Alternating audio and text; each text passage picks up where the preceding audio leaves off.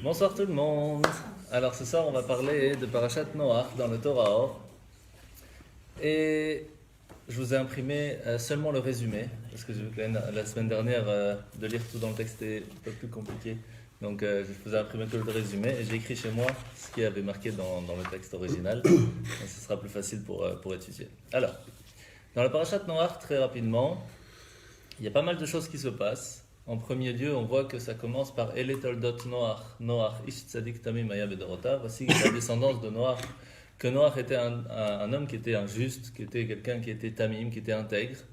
Mais il était tout ça dans sa génération. Et sur ça, on va voir qu'il y a pas mal de questions qui se posent, la briote. Ainsi que sa descendance, normalement, on aurait dû dire Ele Toldot Noach, voici la descendance de Noach. C'est qui? Shem, Cham et Yafet, ses enfants. Et là, c'est pas ce qu'on dit. Bon, ça, c'est un petit peu les questions classiques qu'on ramène en règle générale tous les ans. Mais là, on va voir quelque chose de beaucoup plus profond, entre guillemets.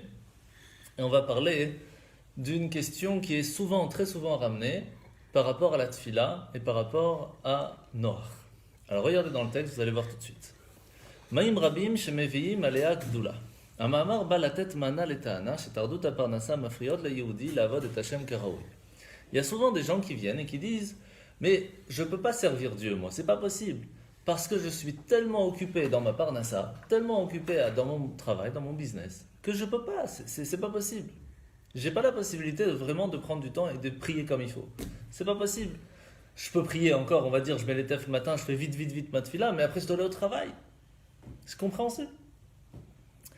Et là, qu'est-ce qu'il nous dit? On parle de la personne. La personne, elle dit en règle générale, si j'aurais été tranquillement en train d'étudier, que j'avais tout ce qu'il faut, que j'avais pas de problème de parnassa, pas de problème, j'avais tout, la santé, tout allait bien, alors, j'aurais été libre de problèmes de parnassa. Alors, là, il n'y a pas de problème, je peux m'installer à la Sina, je peux venir à l'heure, je peux partir quand je veux, il n'y a pas de problème. Aval, mais tant qu'il est occupé dans ses problèmes de business, il n'a pas la force de faire ça. Vous avez déjà entendu parler de ça? Des gens qui disent ça? Tout le monde. Est-ce que c'est vrai? Al-Kach ba tshuva she'avat Hashem anetua b'neshamat hayehudi chazaka mikol atardut. V'yetera mizo. על ידי התמודדות עם התרדות האלה, אהבה גדולה מתחזקת עד שיושב אוהל אינו מסוגל להגיע אליה. Avant de traduire, je vais vous expliquer quelque chose de très important. Comment s'appelle Tardut à Parnassa? Tardut, ça veut dire entre guillemets le travail, la fatigue, on est complètement noyé dans le travail, dans le business. On appelle ça Maïm Rabim, beaucoup d'eau. On est complètement noyé dans le travail. Ça vous rappelle un peu l'eau du déluge. Pour ça qu'on va faire le lien entre les deux. Donc Maïm Rabim, beaucoup d'eau, on est en plein dedans, on est complètement submergé par cette eau. Qu'est-ce qui se passe? La Torah nous dit qu'il n'y a pas une seule eau, même la plus grande eau, même la plus grande Tardut Parnassa, qui pourra un jour, Chas v'Shalom, éteindre la flamme qu'un juif a dans l'amour de Dieu. C'est pas possible. Qu'est-ce qui se passe? Tout va bien. Et que, dans le verset, il continue, et il dit que si une personne donne tout ce qu'il a dans sa maison, avec amour, il recevra de retour un amour sans limite. Alors ça, on va expliquer plutôt à la fin. On va parler d'abord de la première partie. C'est écrit, donc on a dit que même la plus grande eau, même s'il y a un maximum d'eau, même si tout le monde il est rempli d'eau, une personne, un juif ne saura jamais réussir à éteindre l'amour, la flamme de l'amour qu'il a envers Dieu. C'est pas possible. Alors, sur ça, il faut essayer de comprendre. Étant donné qu'on voit que c'est tout le monde en fin de compte qui est comme ça, que quand on est noyé dans le travail, eh bien, on n'arrive plus à prendre le temps de prier comme il le faut. Et on le sait très bien. Et quand on nous pose la question, qu'est-ce qu'on vient demander pardon à Kippour? C'est parce que le matin, on met vite les tefs et on prie vite fait. Et c'est un peu tout le monde. Quand on doit aller au travail, on prie comme on peut et voilà. Alors, comment c'est possible de dire que cette flamme qu'on a à l'intérieur de nous ne s'éteint pas? La réponse, elle est qu'on a à l'intérieur de nous ce qu'on appelle dans la Kabbale Ahava Mesuteret. Ahava, un amour qui est Mesuteret, qui vient du mot Mesutar, qui veut dire caché. 7 heures. Exactement. Cet amour qui est caché à l'intérieur de nous, elle est chez chacun d'entre nous. Et quoi qu'il se passe, elle ne pourra jamais s'éteindre. Jamais. Même s'il y a les plus grandes fautes qu'on puisse faire dans la vie, les plus grands problèmes, les plus grands trucs, on se noie à l'intérieur, même de la plus grande eau, quoi qu'il se passe, cette petite flamme restera tout le temps.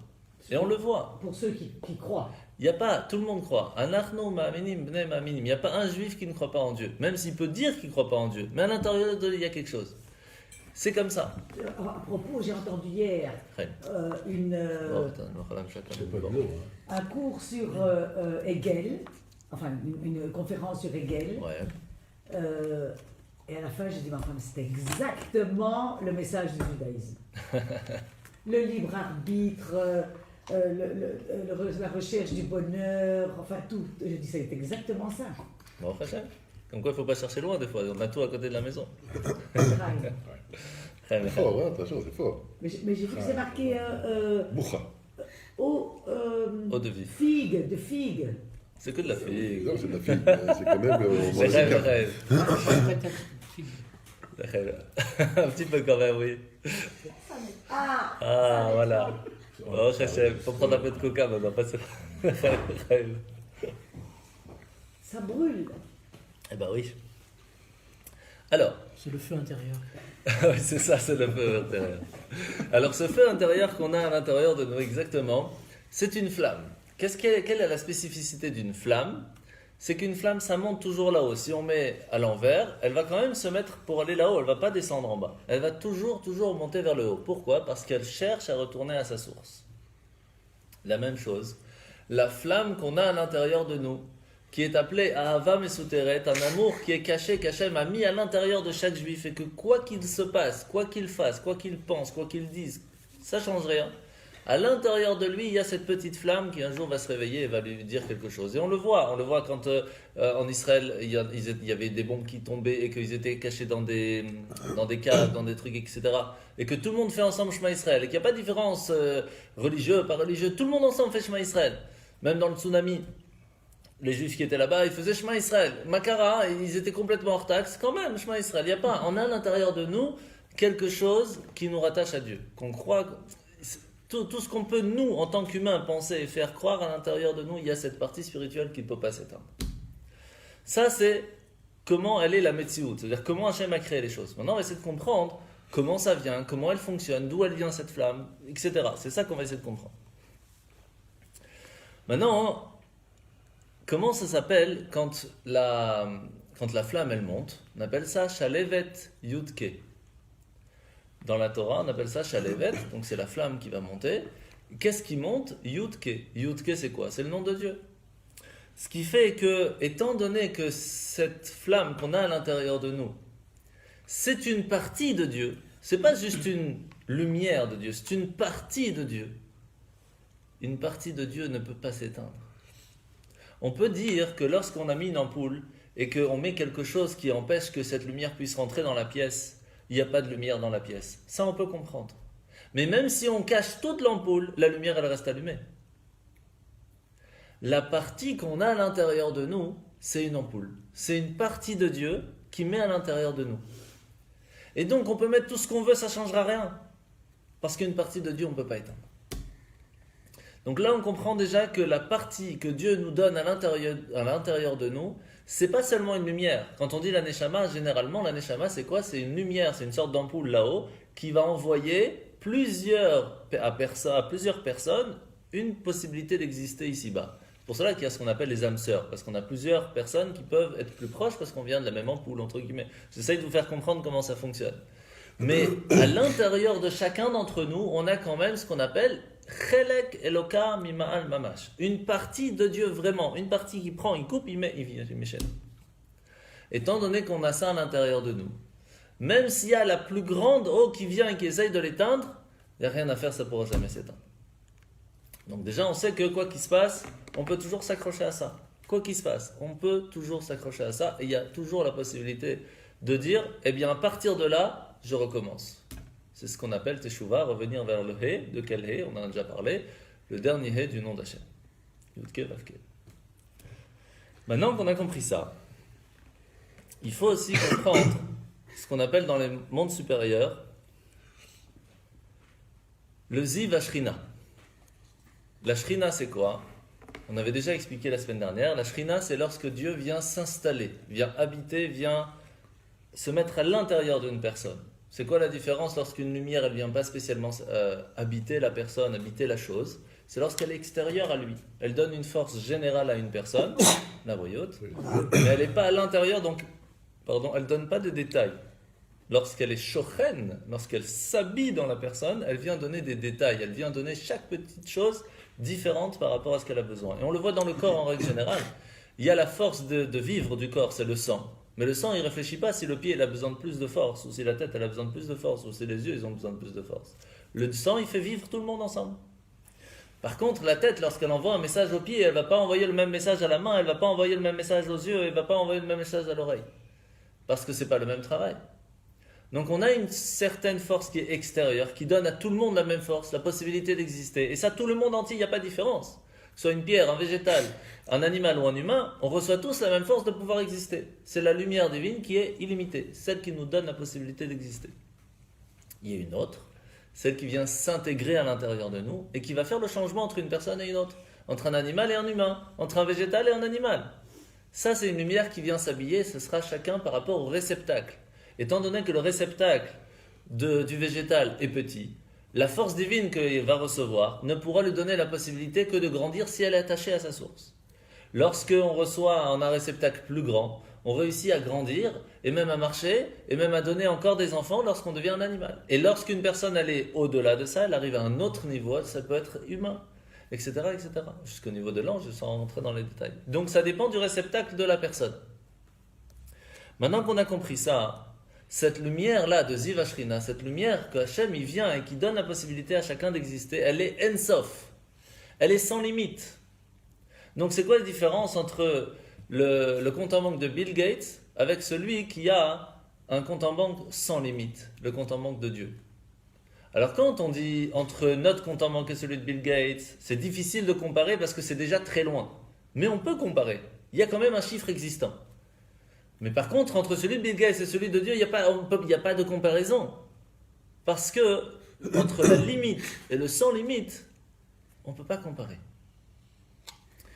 Et c'est ça exactement la même chose. Lorsqu'on dit il y a le Tardout Amarnassa, il y a tellement de travail, tellement de problèmes, tellement de choses, et on est complètement noyé dans la vie de tous les jours, dans le métro, boulot, dodo, dans le travail, etc.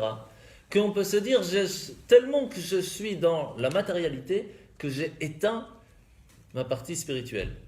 Et là on te dit non. Étant donné que ta partie spirituelle que tu as à l'intérieur de toi, elle est Ensof, elle n'a pas de limite, on peut mettre même tout ce qu'on veut comme limite, même la plus grande limite, ça reste une limite. Et donc ça ne pourra jamais éteindre les limités. C'est pour cela que même si quelqu'un il fait les pires choses, même si quelqu'un il pense les pires choses, il fait les pires choses, il dit les pires choses et il fait rien pour le faire, rien pour allumer sa flamme, cette flamme elle est là. Il n'y a rien à faire. Mais ça ne sert à rien. Si... Ah, elle sert à quelque chose, parce que le jour où il voudra mettre un peu d'essence dessus, ça va tout cramer, tout ce qu'il y a autour. C'est tout. Et de toute façon, une fois par an, elle se réveille, cette petite flamme. Anéila de Yom Kippour, c'est pour cela qu'à ce moment-là, tout le monde arrive.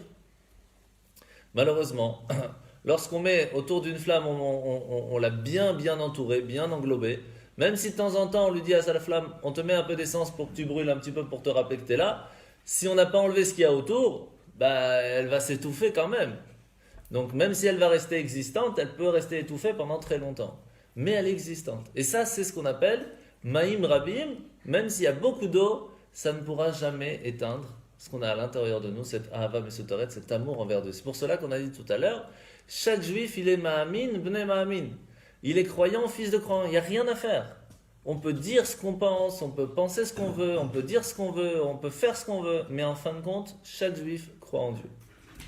Et ça, c'est sûr et certain. Veristos. Il y a quelqu'un qui a la clé. Ouais, ou qui connaît qu'il y a la clé à l'intérieur. Non, il y a la clé, qui essaie de rentrer, mais qui ne rentre pas. Et voilà, il est rentré. C'est vraiment la C'est qui? Les Français sont là. Les Français ils ont sont fait là. un tour de quartier, ils doivent vérifier les... Ils ont trouvé. Ah, non, c'est...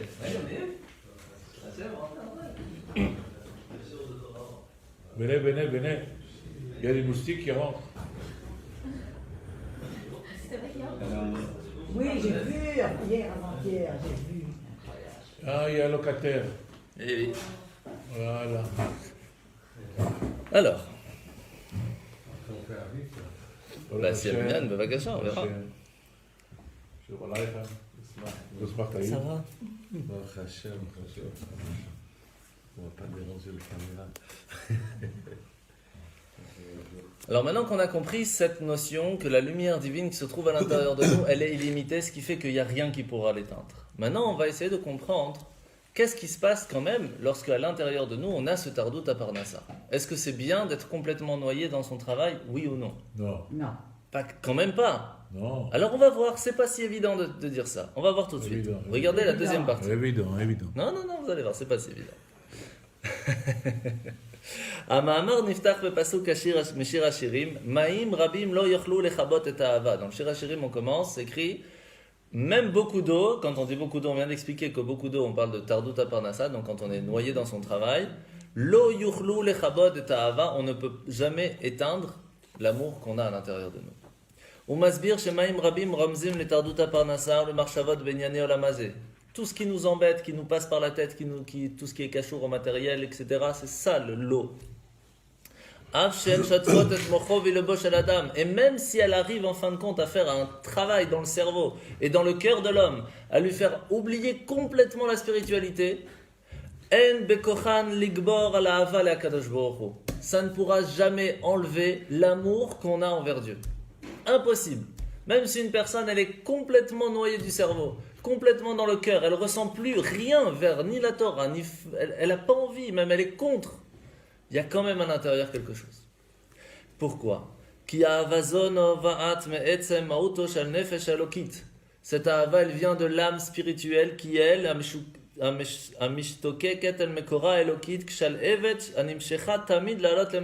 comme on a expliqué, comme une flamme qui est tout le temps attirée vers sa source. Et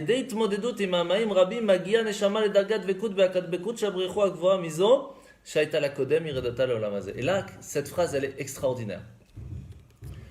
Par ça qu'il y a l'eau qui essaye de l'éteindre, cette flamme va donner encore plus de force pour montrer sa force illimitée et va arriver à un niveau de spiritualité encore plus grand que si on n'avait pas essayé de l'éteindre. Et c'est très souvent comme ça.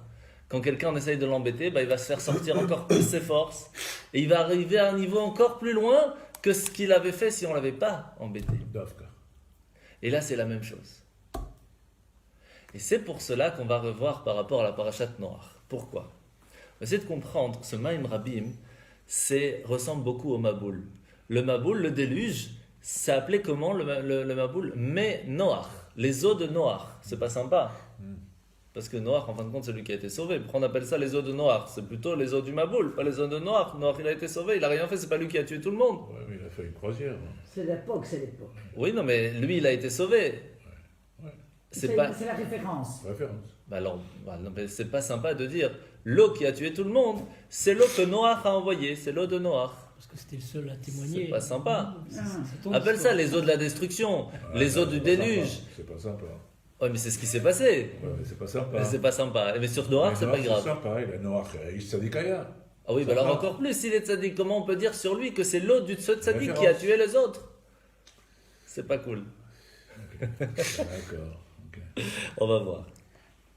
La réponse, elle est simple, elle est connue. C'est parce qu'il n'a pas assez prié pour les autres. Lorsque Hachem, il lui a dit, tu sais, dans 120 ans, je vais tout détruire.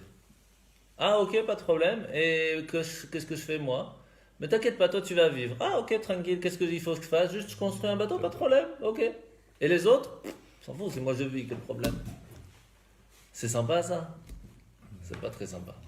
Il n'a pas prié pour les autres, il s'est pas battu pour les autres. Qui c'est qui s'est battu pour les autres alors qu'il ne les connaissait même pas? Abraham? Abraham, lorsqu'il a entendu Sodome et Gomorrhe, il a dit attends, pourquoi tu veux les tuer? Qu'est-ce qu'ils ont fait? Vraiment, ils étaient si mal. Mais attends, peut-être il y a des tzadikim sur place. Il y a 50, 40, 30, 20, 10. Après, il s'est arrêté parce qu'il a tout fait pour, mais ça n'a pas fonctionné. Mais il s'est battu pour les autres. Il s'est arrêté à 10? Oui, parce que Noach était 9 dans la Teva et il a vu qu'il a quand même détruit le monde. Donc il a dit s'il n'y a pas 10, s'il y a moins que 10, ça ne sert à rien, on a déjà testé. Et c'est de là que ça vient le minyan. C'est une partie d'ici, ouais. Il y a plusieurs fois dans la Torah où on apprend le minyan. C'est une des premières fois où on voit l'histoire du minyan. Et donc on voit que Noach, il ne s'est pas battu pour le monde. Et là, on parle pas d'une ville, on parle du monde entier. Fais quelque chose, je sais pas, parle, fais quelque chose, rien, gournicht. Il a ramé. Il a ramé, ouais, exactement. De l'autre côté, vous savez qu'on appelle ça Noach, et que Noach, c'est un nom qui a été choisi par son père, par prophétie. Parce que tous les noms dans la Torah, dans Bereshit, à la fin, on dit, voilà, lui, il l'appelait comme ça, lui, il l'appelait comme ça, lui, il l'appelait comme ça. Quand on arrive à Noach, on dit, eh non, voici que Hachem va lui faire dire, entre guillemets, que le nom de son fils va être appelé Noach parce que. Et il y a toute une raison, Noach n'a pas été choisi par hasard. Pourquoi ça a été appelé son nom Noach? Et pourquoi est-ce qu'on appelle les eaux du déluge les eaux de Noach? Parce que Noach, ça veut dire reposer, Menucha, comme Shabbat. Noach. Et qu'est-ce qui s'est passé à ce moment-là? Le monde n'en pouvait plus. Il a été créé avec une volonté de faire le bien, et il n'y avait que du mal dans le monde. Il n'en pouvait plus, la terre n'en pouvait plus, le monde n'en pouvait plus, les anges autour n'en pouvaient plus. C'était plus possible à vivre. Et l'eau du déluge, elle a reposé le monde. Elle lui a donné la possibilité de se calmer, de se purifier. Et c'est pour cela qu'on appelle Ménoach, l'eau qui a fait reposer le monde. Donc on a ce double, d'un côté oui, d'un côté non. Et c'est un petit peu ce qu'on voit aussi avec Noach lui-même. Parce que quand on dit Noach, il était un homme qui était un tzaddik, qui était un tamim. Mais quand ça, à quel moment? Bedorotav, dans sa génération. Ça veut dire que dans sa génération, c'était quelqu'un de bien. Mais c'était, comme on dit, le bord et le roi dans la ville des aveugles. Alors, c'est ça qui veut dire un petit peu ici. Dans sa génération, que tout le monde faisait que des bêtises, lui, il faisait quand même des choses bien. Mais s'il aurait été dans d'autres générations, on ne sait pas. Mais de l'autre côté, il y a deux avis. Un qui dit comme ça et l'autre qui dit mais non. Même dans une génération aussi catastrophique que le bien n'existait pas, ça veut dire c'était normal de faire du mal. C'était fou de faire du bien. C'est comme si on vous dit aujourd'hui, ne fais pas ce que tout le monde fait dehors et sois quelqu'un de bien. On nous prend pour des fous. C'est exactement la même chose.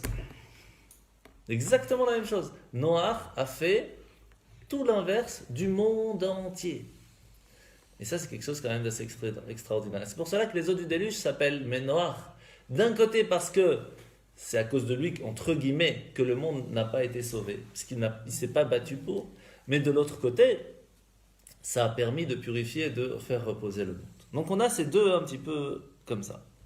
Maintenant, il faut voir quelque chose d'assez intéressant. C'est ce que le Torah Or vient nous dire. C'est qu'au début de la paracha, on dit comme ça. Elle toldot Noach, Noach ish tzadik. Pourquoi on ne dit pas Elle toldot Noach, Shehu tzadik? Pourquoi on doit répéter deux fois? Voici la descendance de Noach. Et en plus, Noach, c'était quelqu'un de spécial. Dit, voici la descendance de Noach qui était spéciale. Pourquoi on doit dire deux fois? Comme on vient d'expliquer que le mot Noach, ça veut dire reposer. Ça vous rappelle rien comme fête? Shabbat. Shabbat, Menucha. Shabbat, on doit se reposer. Mais dans Shabbat, il y a deux niveaux. Il y a deux façons de se reposer.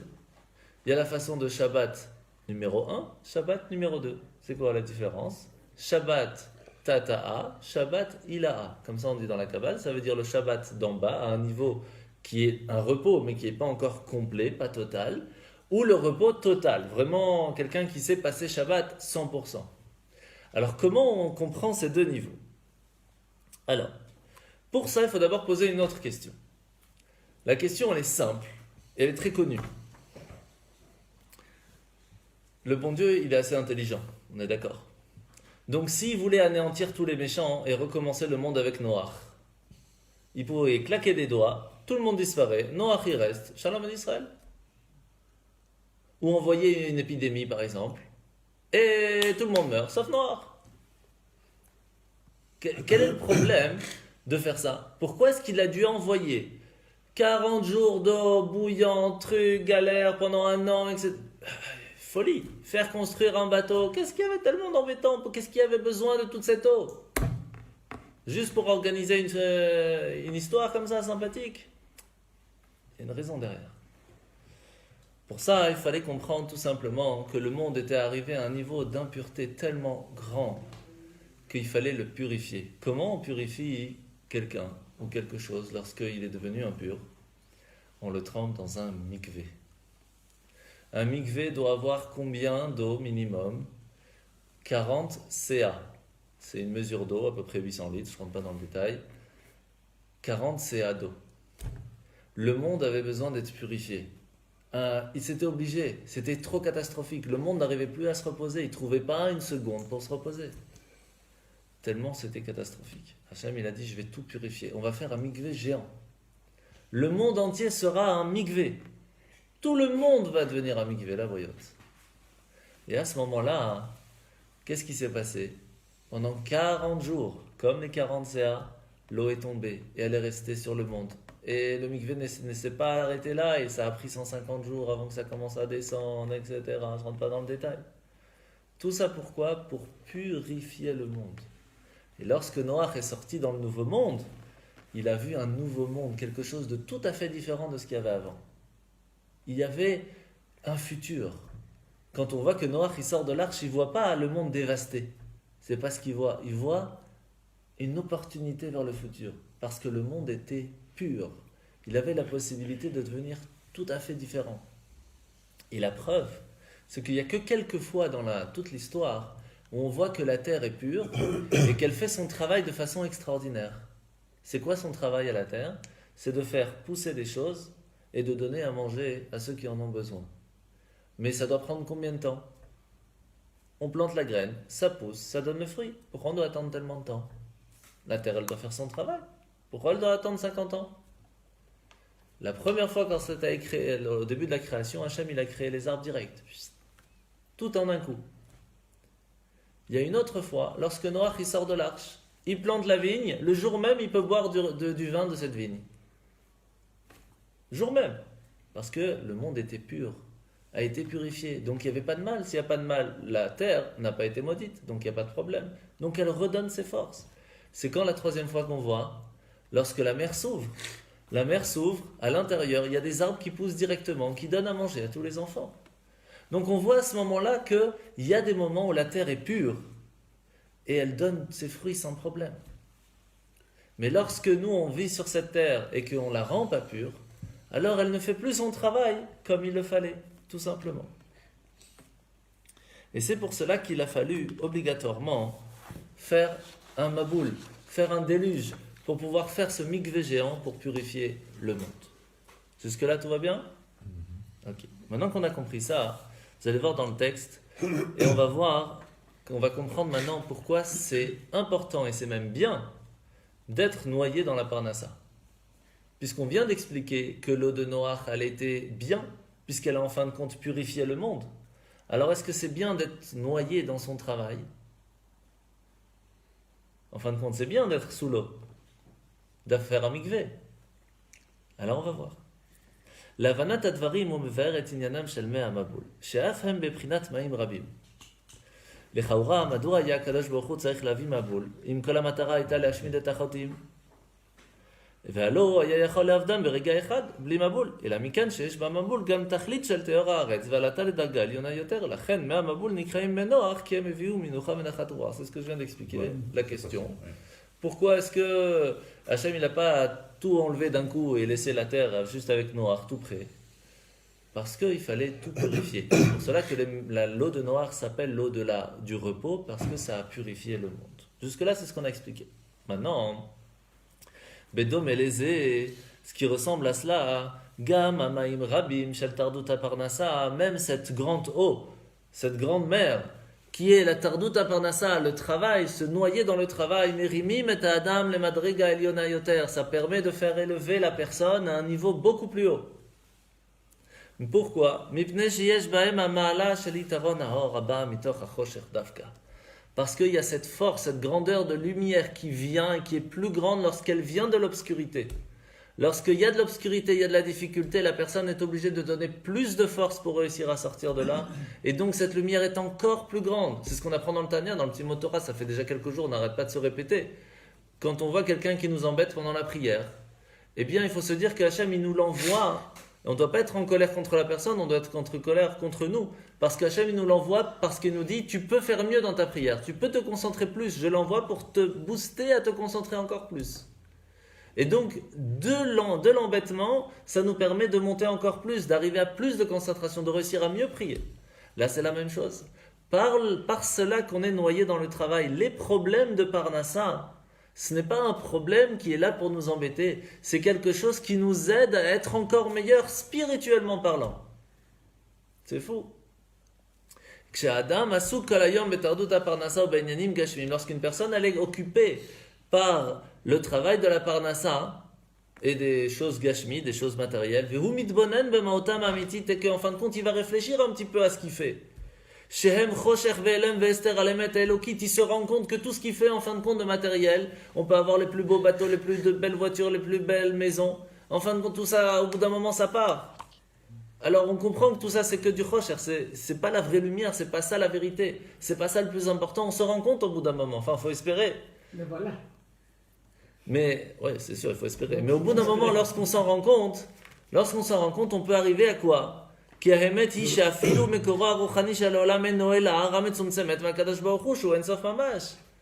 Quand on comprend qu'en fin de compte, même le monde entier n'est qu'une toute petite lumière de Dieu qui a été contractée à un niveau extrême.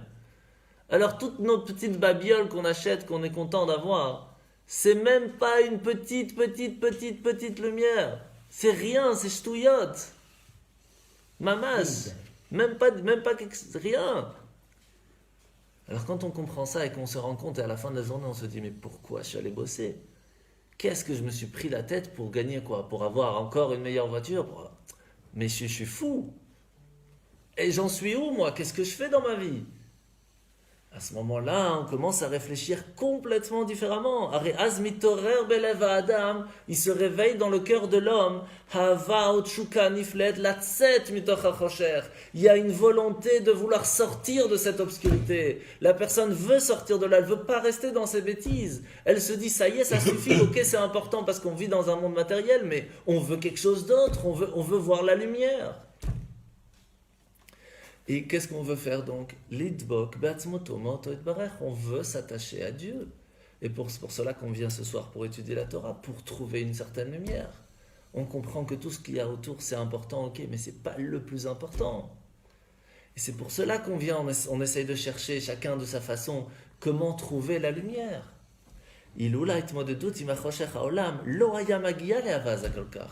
Et sans cette recherche, sans ce problème qu'on a été noyé, ou que quelqu'un a eu beaucoup, ou qu'il n'a pas eu assez, ou qu'il a...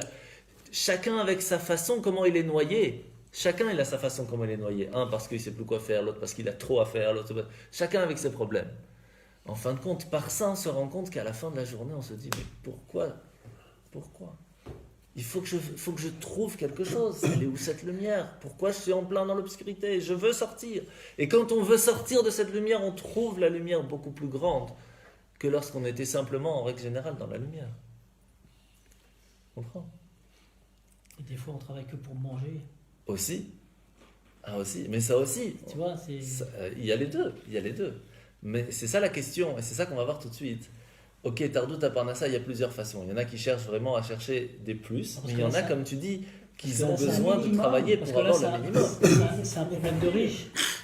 Entre Je guillemets. suis trop occupé et je pense pas à Dieu, mais t'en as, ils sont occupés tout le temps rien que pour manger. Tout à fait. Et donner à manger à leur famille. Alors comment ça marche? Et c'est ce qu'on va voir tout de suite. Tu as raison, tout à fait. Ils sont plus proches de Dieu alors. Alors oui, non, on va voir. Faut pas croire, mais une fois le rabbi, pendant un grand Farwangen, il a expliqué pendant plus de 3 heures ce que c'est la difficulté de l'épreuve d'un homme riche par rapport à l'épreuve d'un homme qui n'a pas spécialement beaucoup d'argent. Il y avait 2-3 000 personnes dans la salle, d'accord? À la fin, il a dit, celui qui veut être riche, après tout ce que je viens d'expliquer, qui lève la main. Il y a 5 personnes qui ont levé la main. Quand même. C'est beaucoup, hein. Faut pas croire. Hein. Nous, on se dit, ouais, moi, tranquille, j'aurais levé la main et tout. Non. Quand on entend le rabbi dire tout ce que ça amène comme problème, c'est pas si évident. Ces 5, c'est eux qui tiennent Chabad de façon extraordinaire. C'est des gens inimaginables. Mais qui tiennent, c'est-à-dire qu'ils ont réussi l'épreuve. C'est pas juste... c'est des gens vraiment extraordinaires. La difficulté d'un homme riche, la difficulté d'un homme pauvre, ou la difficulté d'un homme entre guillemets normal, chacun dans sa difficulté par rapport à l'épreuve qu'il a, c'est par rapport au potentiel qu'il a. Maintenant on va voir, parce que ce que tu ramènes, c'est exactement ce qu'on va parler tout de suite. Les deux ont un voile devant les yeux. De toute façon, un il a un voile comme ça, l'autre il a un voile comme ça. Mais de toute façon il y a un voile. De toute façon on est noyé dans l'eau. Alors qu'est-ce qui se passe? Maintenant, qu'est-ce qui s'est passé après qu'il y a eu le Maboul, après le déluge? Hachem, il a dit à Noach, ne t'inquiète pas, il n'y en aura plus. C'est ce qu'il a dit. Pourtant, il y en a quand même, puisqu'on est en train d'expliquer que le déluge qu'il y avait avant, c'est le déluge de la Parnassa aujourd'hui. Donc il existe quand même. Alors, il faut savoir. Maintenant, il faut savoir que Hachem, il a demandé à Abraham, lorsqu'il lui a donné la carte VIP, vous vous rappelez que Hachem il est venu voir Abraham, il lui a dit je vais te faire 10 épreuves, après les 10 épreuves, il lui a dit écoute, maintenant que tu as tout gagné les 10 épreuves, tu as une carte VIP pour rentrer au palais. Toi et tes enfants, vous venez quand vous voulez au palais, sachez par contre c'est dangereux, parce que quand vous êtes au palais, il faut se conduire comme quelqu'un dans un palais, donc on ne peut pas s'habiller comme on veut, on ne peut pas manger ce qu'on veut, etc. Bon, on connaît l'histoire. Maintenant, qu'est-ce qui se passe? Il lui dit écoute, de temps en temps, ils vont faire des bêtises, les enfants. Je sais déjà à l'avance. Comment on va faire pour les purifier? Pour purifier une personne ou purifier une âme, il faut qu'il se trempe dans un mikvé. À savoir qu'avant de rentrer dans le jardin d'Éden, on doit se tremper dans le mikvé de Dinor, c'est un mikvé spirituel qui se trouve à côté du jardin d'Éden. Je ne rentre pas dans le détail, l'âme doit se tremper là-bas avant de rentrer dans le Gan Éden. Mais la personne, ici-bas dans le monde, doit être purifiée de temps en temps. Comment faire? Alors il lui a dit, il y a deux possibilités, c'est toi qui choisis. Et qu'est-ce qu'il lui dit? Tu choisis entre Gehenom ou Shibud Malchuyot. Gehenom, c'est l'enfer, ou tes enfants, quand ils vont devoir se faire purifier, je les envoie en enfer, pour se faire purifier, puis après ils iront au jardin d'Éden. Ou alors, je leur envoie Shibud Malchuyot. Shibud Malchuyot, c'est quoi? C'est être sous l'autorité des nations, et à ce moment-là, c'est comme être soumis, et donc on est complètement noyé dans les problèmes que les nations nous mettent sur la tête, ou de la part d'un ça, ou des problèmes, comme tu dis, chacun avec son problème, que ce soit pauvre ou riche, et ça permettra de purifier la personne. Qu'est-ce que tu choisis? C'est difficile comme choix. Hein. À ce moment-là, Abraham, il a dit à Hachem, le problème du Gehenom, c'est que c'est très, très, très dur. Il y a plusieurs Gehenom, il y a de feu, il y a d'enfer, il y a de glace, chacun avec son problème. Je ne vais pas rentrer dans le détail, ce n'est pas le moment. Et il a dit, je préfère que mes enfants passent par Shibud Malchuyot. C'est pour cela que lorsqu'Hachem il lui dit, alors tu sais quoi? Pour pouvoir commencer vraiment le peuple juif, ils vont avoir besoin d'abord de passer par un très grand mikvé. Un mikvé de 400 ans. C'est quoi ce mikvé de 400 ans? C'est 40 fois 10.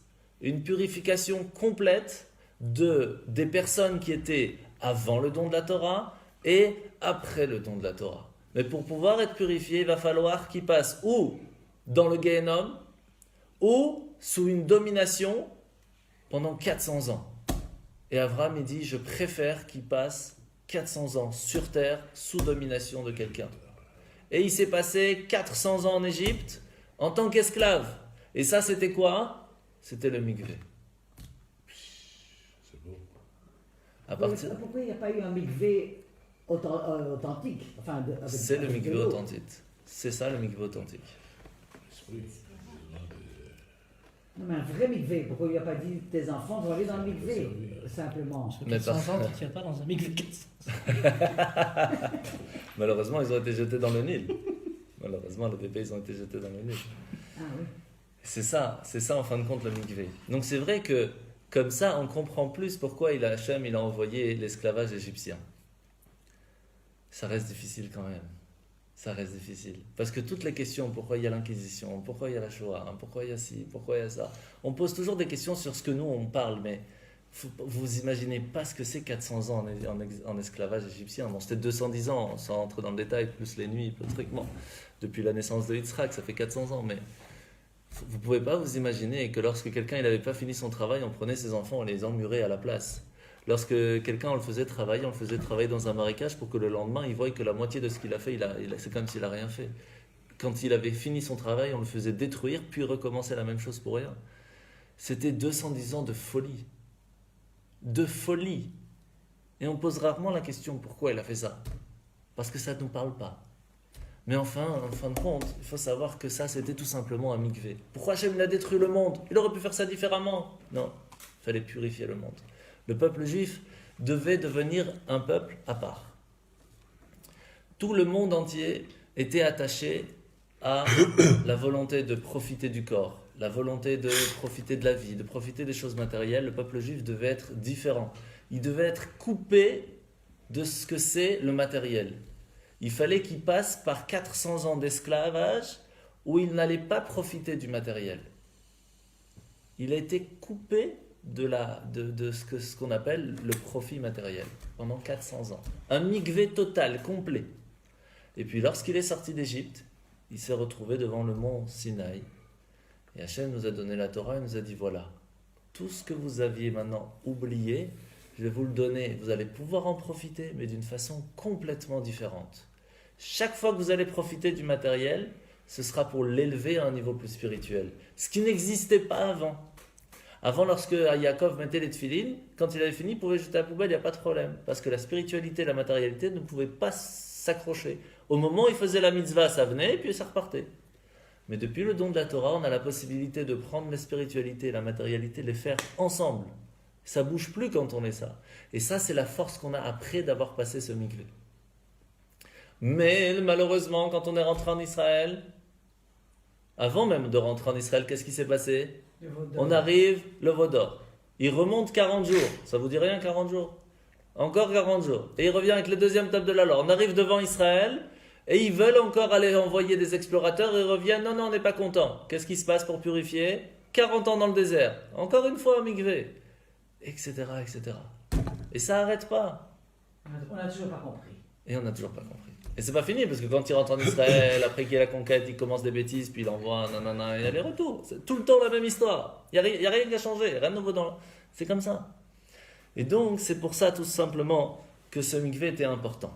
Maintenant qu'on a compris ça, et qu'on a compris qu'Avraham, il a choisi tout simplement qu'on soit sous Shibut Ma'acher, on soit sous domination des autres nations. Pour tout simplement nous donner la possibilité de nous purifier. Et ça suffit pas maintenant, après 2000 ans, ça suffit, non? Non, ça suffit pas. Combien on a besoin? En fait, il y a un seul moment, deux seuls moments, entre guillemets, où il n'y a plus eu ce besoin de mikvé. C'était quand? Lorsque le peuple entier était pur. Au moment du Beth Amikdash, au moment du temple, il n'y avait plus de Tardout à Parnassa. Les gens n'avaient plus la recherche, le besoin de travailler comme des fous pour avoir de quoi manger. Quand il y a une grenade qui poussait, elle était énorme. C'est Eretz, Zavat, Chalav Udvash. Ça veut dire quoi? Que le pays où coule le lait et le miel. Ça veut dire, des dattes, ça coulait le miel tellement ils étaient juteuses. Les chèvres étaient tellement bien que ça coulait le lait par terre, ça faisait des rivières de lait. Le pays où coule le lait et le miel. Ils n'avaient aucun souci de Parnassa. Malheureusement, et c'est ce qui se passe exactement la même chose aujourd'hui, on a tellement de choses qui nous permettent de profiter de la vie qu'on en profite pour ne pas en profiter. J'explique. Avant, pour pouvoir aller prendre un verre d'eau, c'était une galère. Aujourd'hui, c'est beaucoup plus facile. Avant, pour envoyer une lettre, ça prenait du temps. Aujourd'hui, on envoie un mail. Mais à la place de profiter, de se dire, je vais travailler vite mon travail pour pouvoir profiter de la vie en fin de compte et de faire quelque chose de ma vie, je vais profiter de ce temps pour faire encore plus de travail.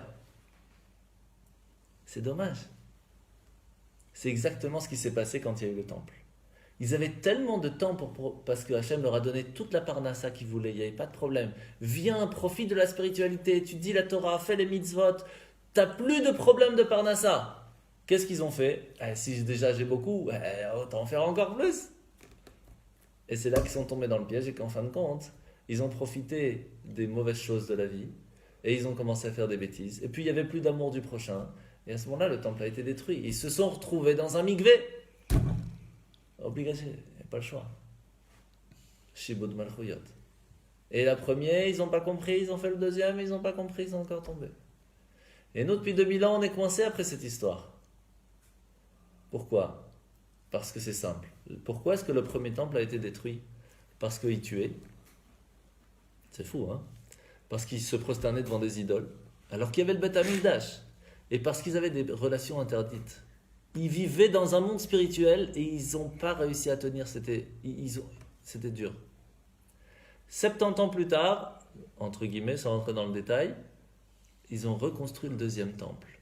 Après 400 ans, le temple se détruit. Pourquoi il a été détruit le deuxième? Parce qu'il n'y avait pas d'amour du prochain.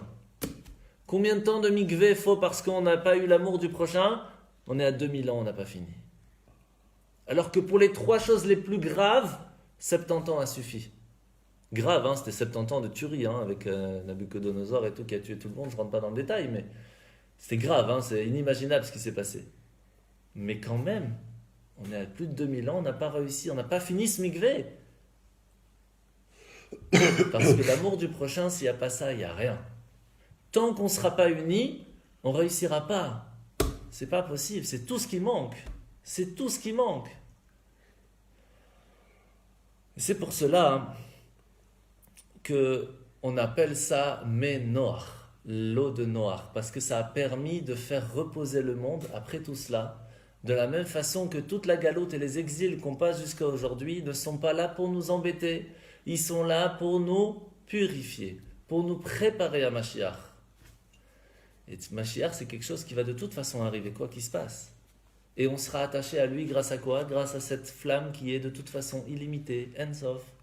Et qui, de toute façon, quoi qu'il se passe, qu'on soit loin, proche ou pas, on va venir avec Mashiach. Regardez, maintenant on va voir la suite. Inyan nosaf beze shafichat hanefesh haba'amit likdusha mevia alea gdola lenefesh alokit. שורשה של הנפש הבעמית גבוהה מאוד ויש בה ניצוץ קדושה עליונים ביותר. לכן כשאדם עובד את עבודתו הרוחנית ופועל התקפיה והתהפכה בנפש הבעמית מאיר עליו אור המופלא הטמון בזה. Alors ça c'est 2 notions qui sont très importantes. Ce qu'on appelle itkafia et itapra. Vous avez déjà entendu parler? Non.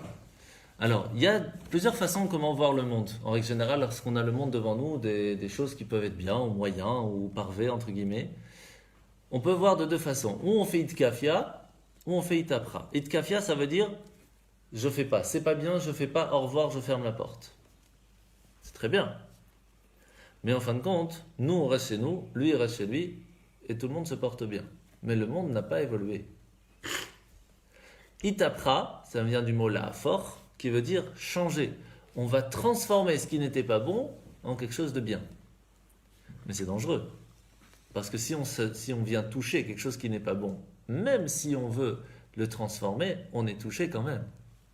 Il n'y a pas de secret. Tu vas dans un endroit qui est dangereux, pour essayer de parler avec les gens qui sont là-bas, pour essayer de les faire rendre meilleurs, ça reste dangereux d'aller là-bas. Et on peut même être influencé.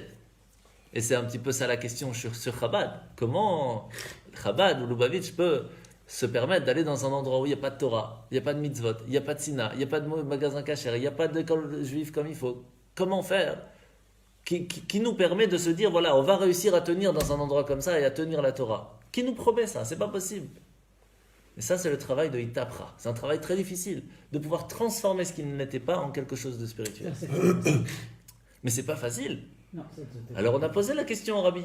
Qu'est-ce qui le permet, lui, d'envoyer des gens, et des fois des jeunes, au bout du monde, dans un désert spirituel extraordinaire, et de leur dire, don't worry, be happy, tout va aller bien. C'est l'alchimie. C'est une folie. Et il a expliqué, c'est très simple. Le sel a la possibilité de faire, quand on va saler la viande, de faire sortir le sang qui se trouve dans la viande. Mais c'est très important, il faut toujours laver la viande avant de le saler. Pourquoi? Parce que s'il y a du sang sur la viande, le sel a la possibilité de faire rentrer ce sang et il ne peut plus sortir. Donc, qu'est-ce qu'il nous dit le Rabbi? Il nous dit que la force du sel, c'est qu'il a 2 possibilités. Ou faire rentrer ou faire sortir. Mais il ne peut faire qu'une action à la fois. Ou il fait rentrer, ou il fait sortir. Parce que s'il peut faire les 2 ensemble, ça me change quoi qu'il fasse sortir et qu'après il fasse rentrer? Ça ne sert à rien. Eh oui. Donc, la force du sel, c'est qu'il fait sortir la viande et il est occupé à ça. Il ne peut pas être occupé à 2 choses en même temps. Tant qu'un juif se trouve dans un endroit pour rajouter de la spiritualité, pour transformer l'obscurité en lumière, il ne peut pas être occupé à être influencé par cette obscurité. C'est pour ça qu'il ne faut pas s'arrêter. Encore, et encore, et encore, et encore. Une fois, le Rabbi, un chassid est venu voir le Rabbi, il a dit, Rabbi, cette semaine, on a réussi à faire allumer, je crois que c'était 27 800 bougies de Shabbat aux femmes cette semaine. Il a dit, nous, Plus encore. Il n'y a pas, encore, il n'y a pas. Vous imaginez le chiffre? Non, c'est pas, il y a encore. Toujours, faut pas s'arrêter. Et donc, à partir du moment... Vous l'avez rencontré, ce monsieur. Ah, ça c'est... Vous l'avez rencontré, vous? Non, malheureusement non. Toi? Ma femme, oui. Alors, mes parents aussi, Baruch Hashem. Alors, maintenant, on va passer à un petit niveau de Kabbalah. Il y a ce qu'on appelle les... Ça va, c'est bon si on... Ouais. Il y a ce qu'on appelle les Shivim Sarim, 70 princes, 70 princes. Il y a dans le ciel ce qu'on appelle les 70 princes, les 70 princes, c'est ceux qui sont les sources spirituelles qui donnent la possibilité aux 70 nations d'exister. Tout simplement. Il y a après de là, ça descend à un autre niveau. Les anges qui vont s'occuper de ces nations. Puis eux, ces anges vont envoyer à d'autres anges, parce que vous savez qu'il y a plusieurs niveaux. C'est beaucoup trop long à expliquer les différents niveaux d'anges, on fera ça une autre fois. Et puis ça descend jusqu'à ce qu'on arrive au Mazal. Vous vous rappelez c'est quoi Mazal? Le Mazal c'est le destin. Mais le mot Mazal en fait, c'est les signes astrologiques. Et donc, ça arrive aux 12 signes astrologiques. Et de là, va envoyer à chacun d'entre nous, et surtout aux nations, leur destin pour plus tard. Mais ça ne s'arrête pas là. Ça ne donne pas qu'aux humains. Ça donne aux animaux, ça donne aux brins d'herbe, ça donne aux pierres, ça donne à tout le destin de chaque petite chose qui existe dans le monde. Ce qui veut dire que si une brin d'herbe n'existe que par la lumière qui lui a été prévue dans le signe astrologique, qui est remontée par les anges, qui est remontée par les sarim, par ces princes-là, et en fin de compte qui vient d'où? Directement de Dieu. Ça veut dire qu'une personne, lorsqu'elle vient voir son patron, elle peut aller voir son patron physique, ou elle peut aller à la source. Qui donne au patron la possibilité de lui payer? C'est Dieu. Donc, à la place d'aller se prosterner devant son patron, il vaut mieux aller se prosterner devant Dieu. Si tout ce qui se passe dans le monde ne peut exister que parce que Hachem envoie cette lumière, à ce moment-là, pourquoi chercher juste à côté de nous? Aller demander à la source. Et ça, c'est la force de la tfila. C'est la force de la prière. On a plus de chances d'être écouté. Par Hachem, c'est sûr. Ça, c'est sûr et certain. Et d'être exaucé? Oui, ça dépend. Ah ben, si on demande bien, pourquoi pas? De toute façon, si tu ne demanderas pas, tu auras. Oui, ça.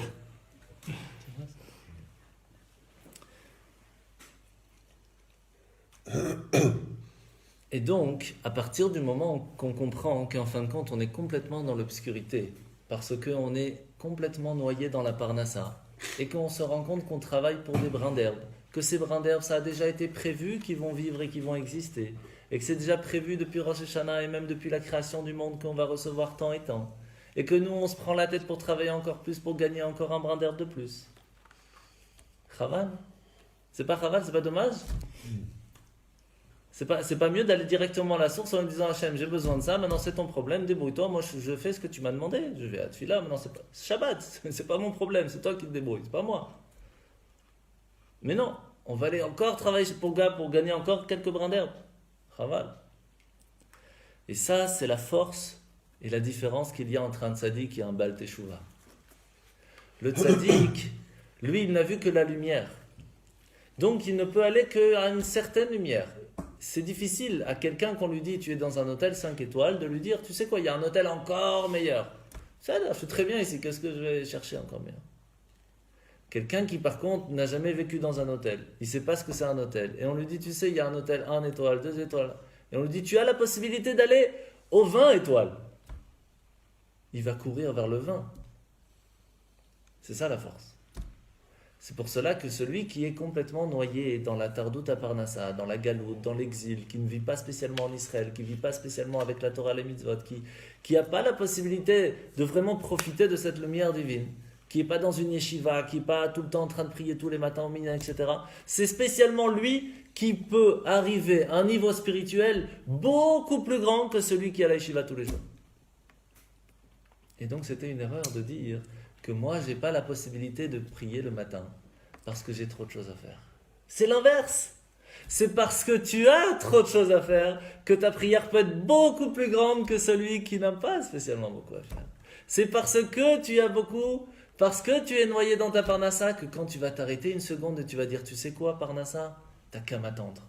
Maintenant, je suis là pour Dieu. Quand on va lâcher tout ce qu'on a autour de nous et qu'on va être pour Dieu, on va vraiment le faire. Parce qu'on n'a pas la possibilité d'y être dans le reste de la journée. Alors on va s'y mettre à fond. Mais quelqu'un qui est tout le temps dans la Torah et qu'on me dit, vas-y, encore un petit peu plus, tu vas faire une prière. Ok, de toute façon, on est avec Dieu. Alors un peu plus, un peu moins, on ne sait pas. Mais quand on n'est pas la possibilité et qu'on dit, tu sais quoi maintenant, c'est 5 minutes pour Dieu. Le monde s'écroule, je m'en fous, je suis avec Dieu. C'est 5 minutes, mais ils valent 10 000 fois plus que tous les autres demi-heure ou 1 heure de prière de quelqu'un qui étudie toute la journée. Et ça, c'est parce que c'est cette lumière qui vient absolument de l'obscurité. C'est ça la force du Baal Teshuvah par rapport au tzaddik. Le tzaddik, il est tout le temps dans la lumière. Donc il n'y a pas de recherche tellement plus haute. Mais par contre, un Baal Teshuvah, celui qui était dans l'obscurité, quand il va monter vers la lumière, il va chercher la plus grande lumière. Et on le voit, quelqu'un qui vient pour se convertir ou quelqu'un qui vient, qui fait Teshuvah, c'est à fond. C'est à fond parce qu'il veut aller prendre la plus grande lumière. Ça, c'est la force du Baal Teshuvah. Et ça, c'est la différence qu'il y a entre le Shabbat Tata et le Shabbat Ila. Le Ménoach, la force de cette eau de Noach qui permet de nous reposer, elle peut nous permettre de nous reposer de 2 façons. Il y a la façon de Shabbat en bas, un Shabbat où 1 fois par semaine on se repose, c'est déjà pas mal. Et il y a le Shabbat Ila, le Shabbat où toute la semaine on se repose. Mais quand on parle de se reposer, c'est pas un repos parce qu'on fait rien à la maison, on est à la plage. Shabbat, c'est pas ça. La force de Shabbat, c'est quoi? C'est qu'on est entre amis, on vient à la choule, on parle avec Hachem, on oublie le travail, on oublie tous ces problèmes de bêtises, de gâchemie. C'est important, mais c'est pas ça le plus important en fin de compte. Et quand on est Shabbat, on profite de la spiritualité, on fait un petit chiour, on n'est pas pressé, après on fait Brengen, après la tfila, on n'est pas un quart d'heure près, on reste, on écoute un petit mot de Torah, le matin on vient plus tôt, on étudie un petit peu, on peut étudier qu'1 fois par semaine, 2 fois maximum, qu'est-ce que c'est? On profite un peu plus, on n'est pas un quart d'heure près, c'est Shabbat, on est cool, il n'y a pas d'heure, on n'a pas de montre, on est tranquille. Et il y a d'autres qui réussissent à arriver à Shabbat Ilaha, que toute la semaine ils arrivent à profiter de Shabbat. Ils arrivent à se dire, maintenant j'ai un mini Shabbat dans ma semaine. 5 minutes, je mets mes tefs, mais c'est Shabbat. Je ne touche pas à mon téléphone, je ne touche pas à Facebook, je ne touche pas à mes mails. Je touche qu'à Dieu. Mon Shabbat personnel, 5 minutes par jour. C'est pas extraordinaire ça? Ça c'est le Ménoach. Parce que spécialement on est complètement noyé dans sa parnassa, on arrive à pouvoir profiter d'un Shabbat personnel chaque jour. On peut y arriver. Et spécialement ceux qui sont noyés dans la Parnassa, eux peuvent y arriver plus facilement que ceux qui sont en train d'étudier à la Yeshiva. C'est ça la force qu'on a lorsqu'on travaille. Vous imaginez? Maintenant, je ne sais pas si vous voulez qu'on continue ou pas. Il ne reste pas grand-chose. Ouais? 5 minutes encore? Ok. C'est intéressant de savoir maintenant que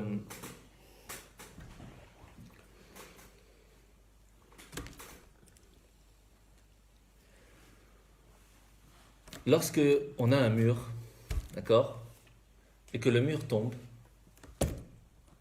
là où la source elle est plus haute, elle va tomber plus bas, plus loin.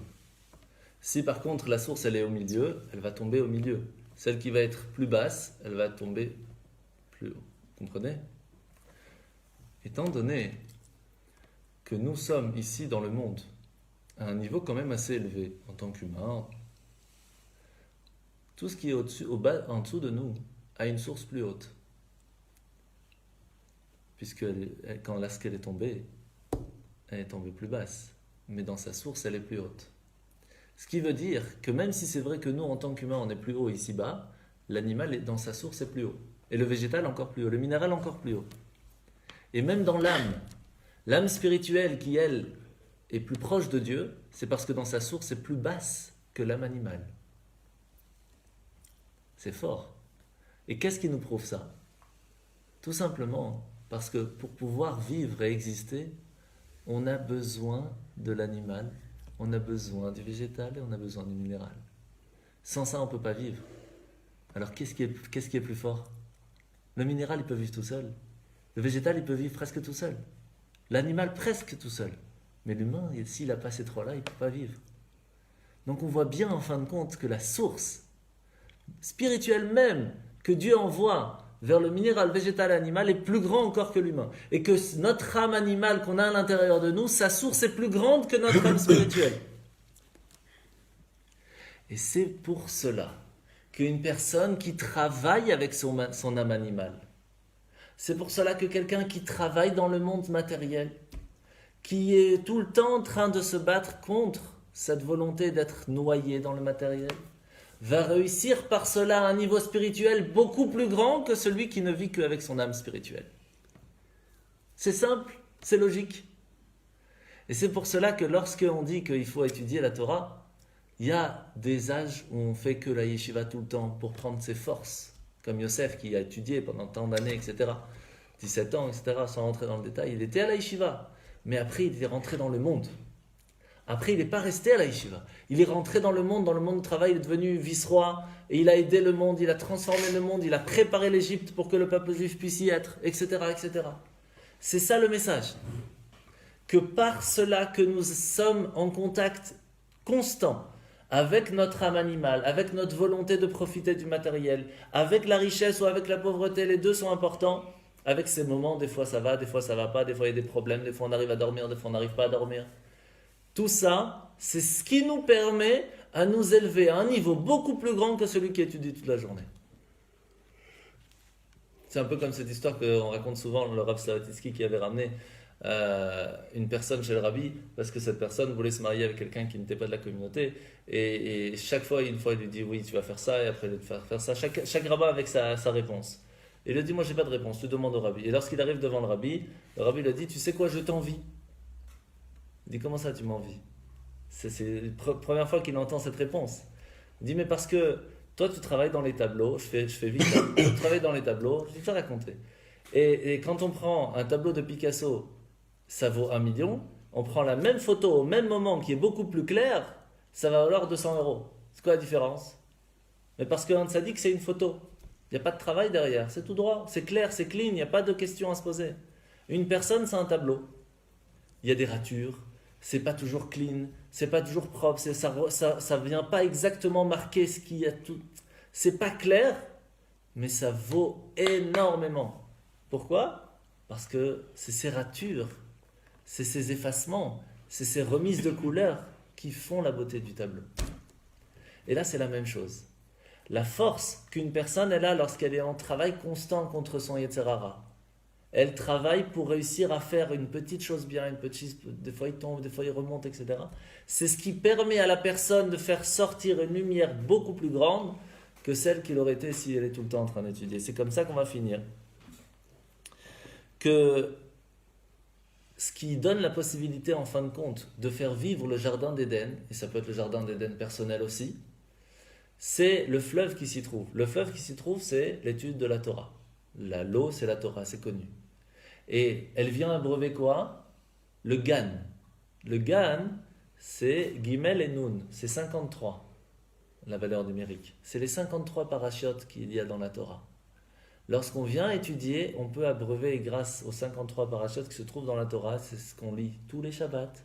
Le Shabbat permet de nous donner la possibilité de ressentir cette lumière que l'on peut avoir aussi dans la semaine.